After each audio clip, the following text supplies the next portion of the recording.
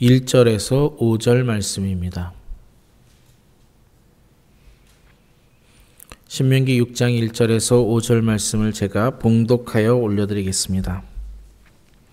이는 곧 너희의 하나님 여호와께서 너희에게 가르치라고 명하신 명령과 규례와 법도라. 너희가 건너가서 차지할 땅에서 행할 것이니 곧 너와 내 아들과 내 손자들이 평생에 내 하나님 여호와를 경외하며 내가 너희에게 명한 그 모든 규례와 명령을 지키게 하기 위한 것이며 또 내 나를 장구하게 하기 위한 것이라. 이스라엘아, 듣고 삼가 그것을 행하라. 그리하면 내가 복을 받고 내 조상들의 하나님 여호와께서 내게 허락하신 것 같이 젖과 꿀이 흐르는 땅에서 내가 크게 번성하리라.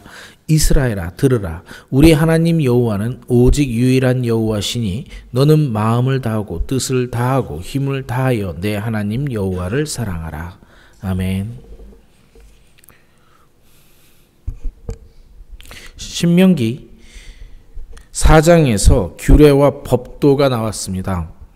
이제 5장 십계명을 설명하면서도 규례와 법도가 나옵니다. 그리고 6장에서도 규례와 법도가 나옵니다. 그러니까 4장, 5장, 6장은 어떤 면에서는 규례와 법도 이런 것들에 대합니다. 사실은 명령이라고 하는 게 무엇인지 구체적으로 세 장에 걸쳐서 설명하고 있습니다. 오늘 말씀 1절을 보면 이렇게 시작합니다. 이는 곧 너희의 하나님 여호와께서 너희에게 가르치라고 명하신 명령과 규례와 법도라. 너희가 건너가서 차지할 땅에서 행할 것이니 이렇게 시작됩니다. 제가 수요일 날 명령과 법도에 대해서 한번 언급을 드렸었는데 다시 한번 말씀드리면 규례, 헤켐이라고 하는 이 규례라고 하는 단어는 예식, 하나님과 나와의 관계입니다. 예식을 드리면서 하나님과 나와의 관계를 잘 정립하는 것이시고, 그 다음에 법도, 미스파팀이라고 하는 이 단어는요, 정의, 사회, 사람들과 나 사이에서의 관계입니다. 그래서 규례와 법도를 잘 지켜라라고 하는 얘기는 하나님과의 관계를 잘 만들어내고 사람과의 관계를 잘 만들면서 잘 살아가라고 하는 명령입니다. 그러니까 규례와 법도는 어떤 이 땅에서의 살아가는 원리에 해당합니다. 그래서 여러분 4장에서 규례와 법도를 얘기하고 5장에서 십계명을 설명하는 겁니다. 여러분 우리 안 봐도 되죠. 십계명은 크게 두 가지로 분리돼요. 뭐요? 1절에서부터 4계명까지 뭡니까? 나와 하나님과의 관계예요. 5장 다섯 번째 계명에서 10번째 계명까지는요. 나와 사람과의 관계입니다. 그러니까 규례와 법도라고는 하나의 단어 속에 이미 십계명의 개념이 설명이 되어 있는 겁니다. 그래서 4장에서 규례와 법도가 무엇인지를 설명하고요. 5장에서 십계명을 통해서 구체적으로 지켜야 될 것들 10가지를 설명하는 겁니다. 근데 십계명을 잘 보면 거의 하지 말아 좀 해야 될 것도 있지만 하지 말아라고 하는 명령어입니다.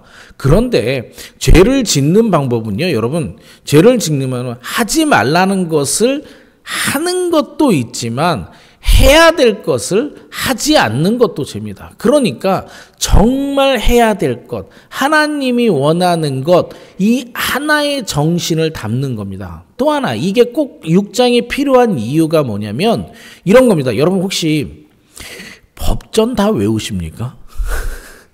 이건 외울 수가 없어요. 아마 법을 공부하시는 분도 다 외울 수는 없을 겁니다.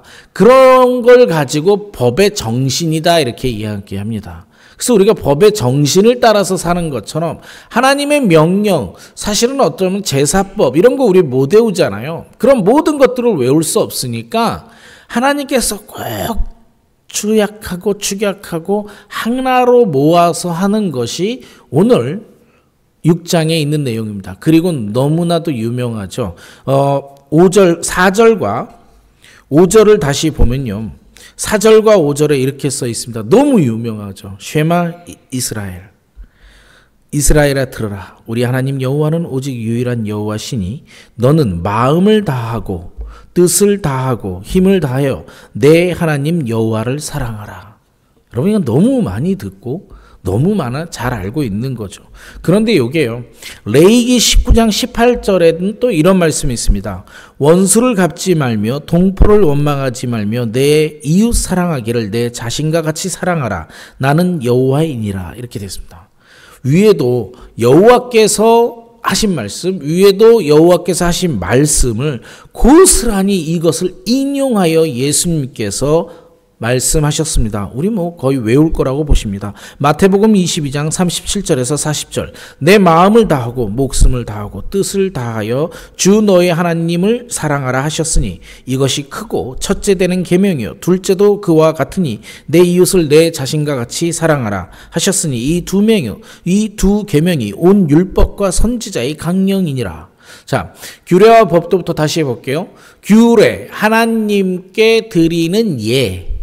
법도, 이 땅에서 지켜야 될 법의 정도입니다. 그러니까 이게 하나님 사랑과 이웃 사랑이라고 하는 겁니다. 십계명이 하나님 사랑과 이웃 사랑이라고 붙어 있는 겁니다. 적혀 있는 거고요. 예수님께서 깔끔하게 정리해 주셨어요. 마음과 뜻과 목숨을 다해서 하나님 사랑, 같으니까, 이와 같으니 이웃 사랑. 너무나도 똑같죠. 예. 그런데 여기까지 지금 제가 이거 이렇게 생각하시면 됩니다. 여기까지가 설교가 아니고 그냥 설명이었다고 좀 봐주시면 됩니다. 왜냐면요. 우리는 지금 여기 앉아 계신 분은 오랫동안 교회를 다녀서 이 설교를 너무나도 많이 들으셨습니다. 제가 이걸 가지고 오늘 아침에 묵상하자고 하는 건 아니고요. 오늘 아침 묵상하고 싶은 건 다른 데 있습니다. 뭐에 있냐면요. 하나님께서 이렇게 막 명령을 다 하시고요. 잘 모를까봐, 다 모를까봐 나를 사랑하고 하나님께서 나를 사랑하고 이웃을 사랑하라고 간결하게 해주셨는데 우리가 이 일이 잘 지켜지나요? 안 돼요. 사실은 잘 안 됩니다. 왜 안 되나요? 나만 안 되는 것 같지 않습니다. 제가 봤을 때 다른 사람들도 다 잘 안 되는 것 같아요. 그런데 저의 경우 한번 이걸 지켜보려고 그래도 노력은 하면서 살아가려고 노력만은 해보는데 잘 안 됩니다. 왜 안 될까요? 여러분 잘 지켜주십니까? 잘 안 돼요. 왜 그러냐면 사실은 이거는 인간이 하기에 너무 힘듭니다. 그래서 또다시 우리는 돌이켜 성령님을 간구할 수밖에 없는 거예요. 에스겔서 36장 27절에 이렇게 써 있습니다. 내가 또 내 영을 너희 속에 두어 너희로 내 규례를 행하게 하니라. 자, 이거 보세요. 에스겔서를 그대로면 내 규례를 행하게 하는데 그러기 위해서 뭐 했냐면 내가 내 영을 너희 속에 넣었다고 했습니다. 넣은 목적이 뭐냐? 너희로 내 규례를 행하기 위해서. 그러니까 여러분 이게 잘 안 되는 이유는요. 정직하게 말씀드릴게요. 내 안에 성령님이 안 계신다. 이 말 좀 틀린 말이지만 내 안에 성령의 뜻대로 내가 못 살아가니까 이 명령이 잘 안 지켜지는 거예요. 아니 저 얘기예요. 혹시 설교는 모든 사람이 들으라고 하는 거지만 저도 안 돼요. 여러분도 잘 안 될 거고요. 그런데 오늘 아침 묵상하고 싶은 건 이 성령님을 묵상하다가 하나님의 영을 묵상하다가 좀 그동안 제가요. 기독교 용어 중에 잘못됐다고 말하지는 못하지만 마음에 안 드는 용어가 있습니다. 여러분 내가 무엇을 마음에 안 드냐면 성령 받아라. 성령 받아라. 이 용어요. 관용적으로 쓰니까 잘못됐다고 말하고 싶은 게 아니고 제 마음에 안 든다고 분명히 말씀드렸습니다. 자, 한번 보세요. 여러분 성령이 물건인가요? 던지면 받나요? 예전에는 다 은혜 받고 좋았어요. 그런데 예전엔 좋았는데 가만히 나중에 이렇게 생각을 해보니까 우리가 잘못 생각하고 있는 거 있어요. 성령 집회 가면 막 불 받으라고 불 받으라고 그러고 막 하다가 안 되면 이렇게 바켓으로 집어 던지죠. 바구니 이렇게 던져요. 성령님은 던지고 받을 수 있는 존재가 아니에요. 아마도 제 생각에 성령님을 받아들이십시오라고 권하다가 성령 받아라로 변한 것 같기는 해요. 성령은 받을 수 있는 이게 받아들이는 것이지 물건을 받다, 던지면 받는 그런 것은 아닙니다. 그러니까 언어가 주는 착각 때문에 성령님을 막 던지는 행위를 하고 막 그러면서 받으라고 그러고 막 이렇게 던지면 쓰러지는 척하고 이런 집회를 하게 되는 겁니다. 이거요, 쇼예요. 아니, 성령은 받아들이고 운행하실 수 있어요. 성령님의 운행을 한다라는 게 아니라 그 인간의 이런 행위들은 절대 사실은 해서는 안 되는 일이라고 저는 생각합니다. 그런데 우리가 성령을 받아라라고 하는 용어 때문에 잘못 생각하는 게 라고 생각합니다. 둘째는 이런 겁니다. 성령님이 내 안에 오셔야 된다라고 말씀하는데 성령님은 내 안에 오시는 것이 아니라 에스겔서에 분명히 뭐라고 이야기되어져 있냐면 내가 또 내 영을 너희 속에 두어, 하나님께서 이렇게 말씀하시는 거예요. 내가 내 영을 너희 속에 두었다 그랬어요. 그럼 이미 우리 안에 있는 겁니다. 성령님은요, 이미 우리 안에 계셔요. 우리가 하나님을 믿기로 작정하는 그 순간은 이미 성령님께서 계신 겁니다. 그리고 두 번째 마음에 안 드는 단어가 성령 충만이라는 이 충만 단어도 제가 살짝 좋아하진 않습니다. 왜 좋아하지 않냐? 성령 충만하다. 컵이 있으면 성령이 10% 차 있고 20% 내 안에 성령이 10% 차 있고 내 안에 성령이 30% 차 있고 내가 막 너무나도 하나님께 홀리하게 살면 제 안에 성령이 90% 차 있고 이럴 수 없죠. 성령은요, 계시다 안 계시다예요. 특히나 나가지도 않으십니다. 내 안에 계셔요. 항상 내 안에 계시기 때문에 내가 죄를 지어도 내 안에 계셔요. 그분이 내가 마음에 안 든다고 들락날락하지 않으셔요. 항상 성령님은 내 안에 계십니다. 다시요. 성령에 대한 오해라고 생각하는 제 생각을 왜 말씀을 드리냐면 그럼 진짜 성령 충만이라는 단어가 무슨 뜻이냐 이거예요. 성령 받아들여라라고 하는, 성령을 받으세요라고 하는, 정말 그 사람들이 그 말을 할 때 그 속에 그 속에 숨어 있는 진정한 의미는 저는 이렇게 생각합니다. 지배력으로 설명하고 싶습니다. 성령은 하나님께서 내게 두셨어요. 내 안에 있다고 저는 믿습니다. 어쩔 때는 여러분이 제가 참 교인 목사답다, 기독교인답다라고 느껴진다면 그땐 제 안에 내가 나를 죽이고 성령님이 나를 지배할 때라고 하는 표현인 겁니다. 근데 어쩔 때 쟤 왜 저래? 라고 하는 느낌이 드셨다면 내가 성령님을 지배력에서 벗어나 내 의를, 내 욕망을 훨씬 더 드러날 때가 그때입니다. 그러니까 정직하게 얘기해서 진짜 표현을 잘한다면 성령 충만 받아라, 성령 충만해라 이런 단어보다는 성령의 지배력을 받으며 세상을 살아가세요라고 하는 게 더 정확한 표현일 수도 있습니다. 맞죠? 이게 성서적입니다. 제 얘기가 혹시나 나만의 해석이라고 한다면 아닙니다. 이 성령님은 항상 내 안에 한 번에 들어와셔서 나를 구속하셨다. 이걸 저항할 수 없는 구속이라고 표현합니다. 켈빈이라든가 종교개혁자들이 표현하는 것들이 저항할 수 없는 구속. 성령님이 내 안에 계시는 것은 내가 저항할 수 없어요. 그분의 은혜에 의해서 나는 이미 구원받았다라고 내 믿음으로 고백하는 겁니다. 이건 괜찮은데 내가 이 땅에서 살아가면서 하나님의 명령과 규례와 법도가 잘 안 지켜지는 이유가 내가 내 안에 계신 성령님을 무시하고 그분의 지배력대로 살아가지 않는다라는 겁니다. 오늘 묵상하고 싶은 건 그거예요. 성령 받아라, 성령 충만하라 이런 개념보다 내 안에 계신 성령님께 나의 삶을 온전히 맡기겠다고 다시 한번 고백하는 아침이 되었으면 좋겠어요. 내 욕망대로 살아가잖아요. 사실은 솔직하게 내 욕망대로 살아가잖아요. 제가 이것을 우리가 어떻게 알 수 있나라고 고민하다가 내가 성령 안에서 살아가는지, 내가 성령의 지배력에 따라서 살아가는지 어떻게 알 수 있을까? 그 지표가 뭘까라고 하는데 조금 지표보다 이 영어를 알고 싶어서가 아니라 약간 그 단어가 갖고 있는 뉘앙스 철학이요. 무엇을 나타내다라고 하는 영어 단어 인디케이터라고 하는 말이 있는데 인디케이트가 훨씬 더 이게 좀 단어가 주는 어감이 좋아서 영어를 좀 쓰겠습니다. 용서해 주시옵소서.